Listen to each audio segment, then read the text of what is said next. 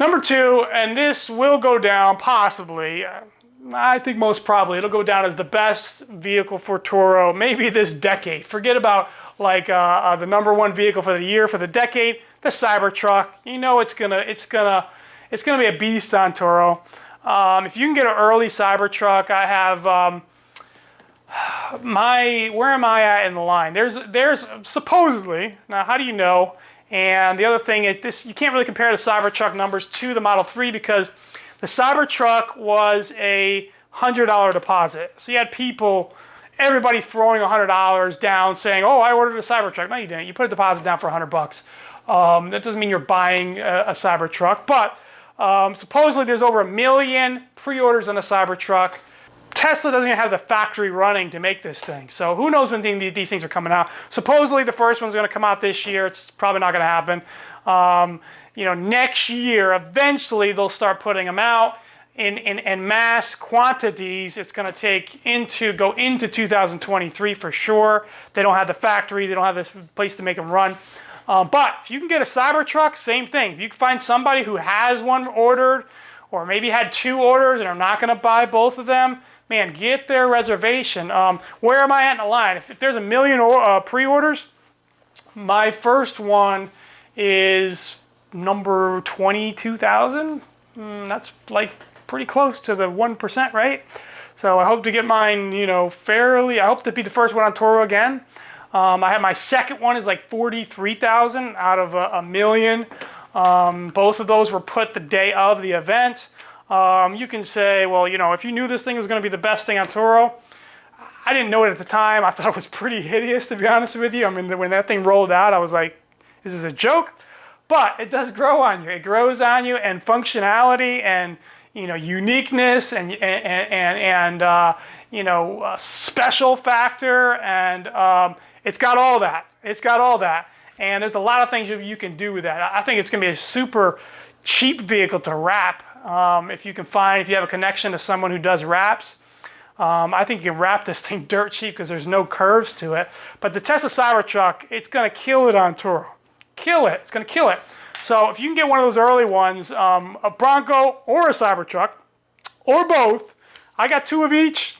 I plan on having a good 2023 and 2022 as far as for the Turo business. Here's the other benefit that the Bronco and the Cybertruck has that the C8 doesn't have. All right, and this is where those 2 vehicles could end up in the long run being better than the C8 is, you know, when I say the safest bet for Turo right now is the C8, I'm speaking from the amount of invested money compared to what the income you can bring in compared to the depreciation on the vehicle. The C8's the safest bet, by far. However, it's not the safest bet when it comes to damage. I mean, this is a vehicle that can do 190 miles an hour, right? 194 to be exact, and it sits low to the ground, and the visibility is not good, and it's going to get damaged if you rent it on Turo for any extended period of time. I have had 50 renters on my C8.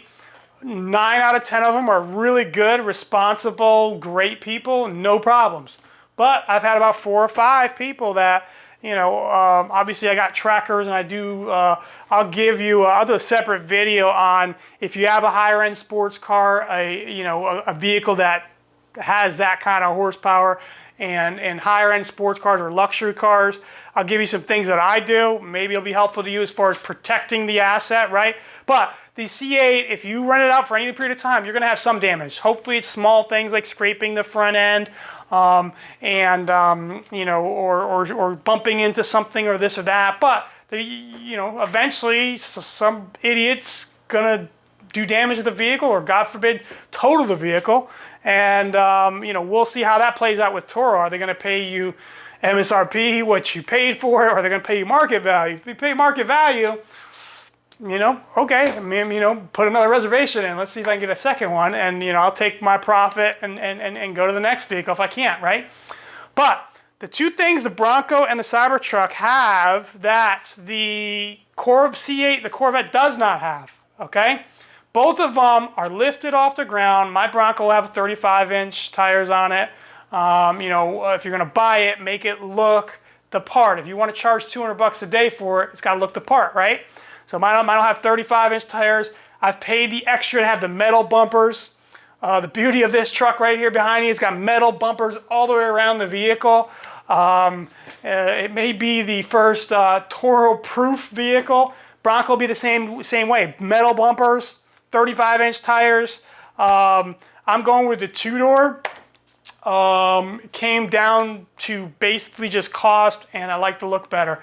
The four-door Bronco gets very expensive quickly. I'm going with the two-door. Both of mine are two-doors, but it's going to be a vehicle that's, you know, somebody's really going to need to try hard to damage it compared to a sports car, compared to the usual suspects of great popular Turo vehicles, right? The Mustang, the Camaros, the Mustang convertibles. I mean, the Camaros, the Corvettes, Challengers. You know, all those vehicles, right? And some of them I like, some of them I not so much like. But the bottom line is you can't have any of those vehicles without multiple damage claims. Turo, if you've been in the business at all, they're zeroing in on trying to limit damage claims. So the vehicles that you can have with lower risk of damage claims, look, the days of you trying to profit off of damage claims are done, okay? Toro's not playing that game no more. Some of y'all who've been in the business 2 or 3, 4 years, and you guys used to, you hoped your little shooter, your little $4,000 car came back with damage so you could, put a claim in for Turo and get $1,000 or $1,200 and then fix it for $100 and pocket the extra $1,000. You all are the reason why Turo's focused on eliminating as much as possible damage claims.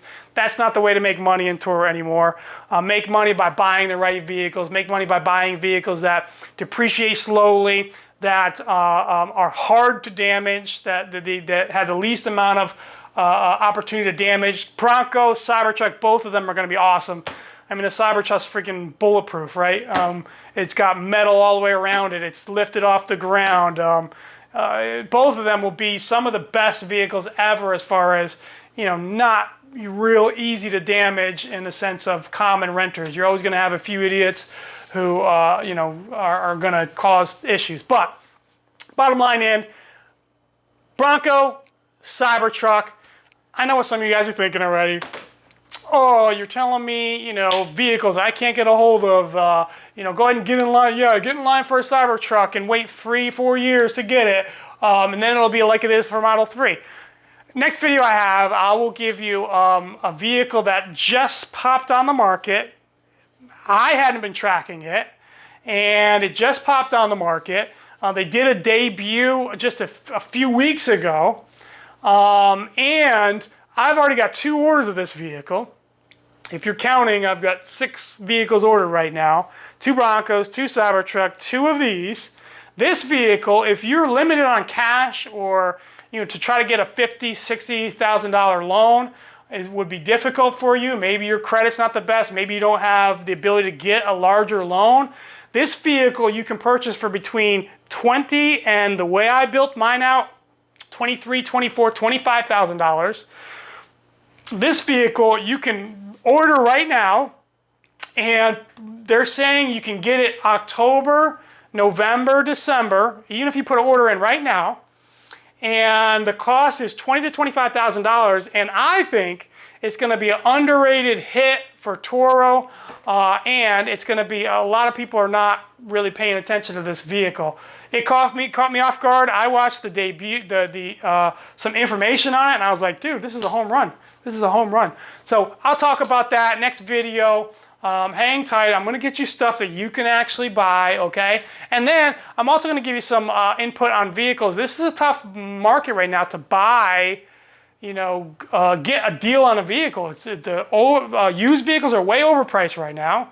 New vehicles are all marked up. A lot of them you have to pay more than MSRP to get regular vehicles. Tahoes are going for $5,000 to $7,000 over MSRP.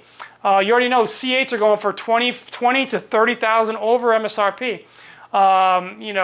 Trucks are going for. There's a lot of vehicles. If you want to get a great vehicle for Turo, a year ago would have been a Hyundai Palisade or the Kia, can't think of it, but you know which one I'm talking about. The Kia Telluride, right? Awesome vehicles for Turo. Super cool vehicles, very hot vehicles. And you could have bought them, you know, a couple thousand under MSRP, and now dealerships are charging $3,000, $4,000, $5,000 over MSRP to get these vehicles. So it's really hard. I can't recommend buying any of those vehicles like that. I mean, you can't, it's way too much risk for the reward. But I'll give you a new vehicle you can buy right now. You could have it within a couple of months, and I think it's going to be a huge hit on Turo. I think it's a very safe investment. And I'll give you some other cars that if you haven't thought of, you can still get a couple deals out there. And I'll tell you, I bought 2 vehicles recently. Yeah, both within the same week.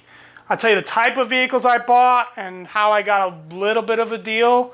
They're safe investments, I would say. And I'll give you those as well. So stay in touch. Once again, look, Turo's a game. It's super hot right now. People are making good money. But if you're going to play the Turo game, know the rules, have fun, be smart. I'm out.